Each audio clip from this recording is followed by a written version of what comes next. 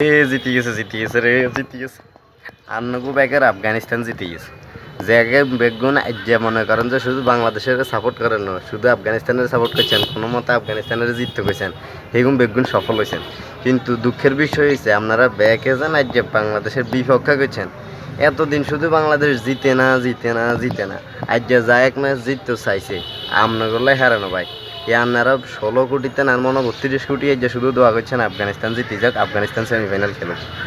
আপনারা বাঙালি পদে পদে পদে পদে নিজেদের মতামত পাল্টাইতে পারেন, এটার প্রমাণ আজ্য হইল।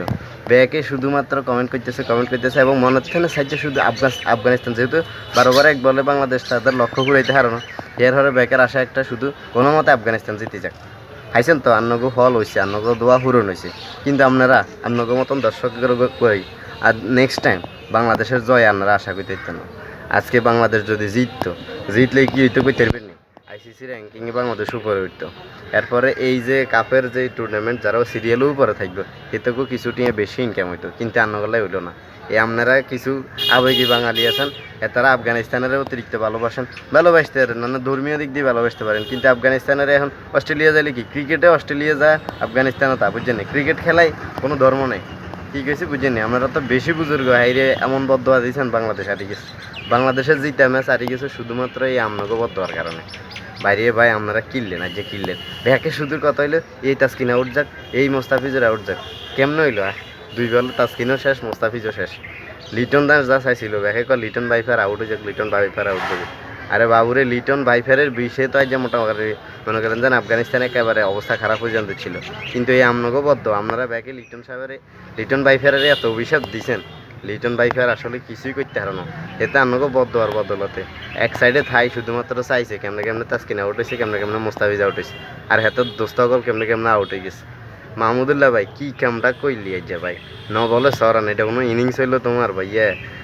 এখন আমাদের এত প্রয়োজনীয় জায়গা এই মনে হয় যেন 15 বল না 16 বলে 39 রান দরকার বা 13 বলে, এই সময়ে আসে আপনার 9 বল বাই 6 রান, এটা মানা যায় ভাই। আরও আপনি ঠেকায় খেলছেন, উইকেট যাক না সমস্যা নাই, আমরা 12 ওভারে যদি না জিততে পারি তাহলে তাঙ্গ আর এই জিতার দাম নাই।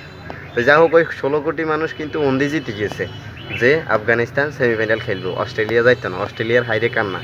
মনে হয় অস্ট্রেলিয়ার দর্শকরা বাংলাদেশের খেলা দেখে কিনা জানি না, তবে আজকের খেলাটা চাইছে এবং মন হুরাই বাংলাদেশ এতগো মনের সম্পূর্ণ আশা ভেঙে দিয়েছে।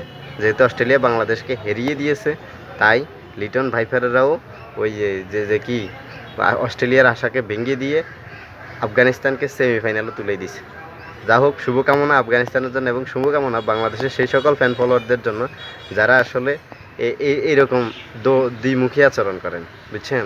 আফগানিস্তানও জিতুক, বাংলাদেশও জিতুক, মানে আপনাকেও কাহিনী কই লাভ নেই। আপনারা সুবিধাবাদ জিন্দাবাদ, জয় বাংলা, জয় সুবিধাবাদী বাঙালি।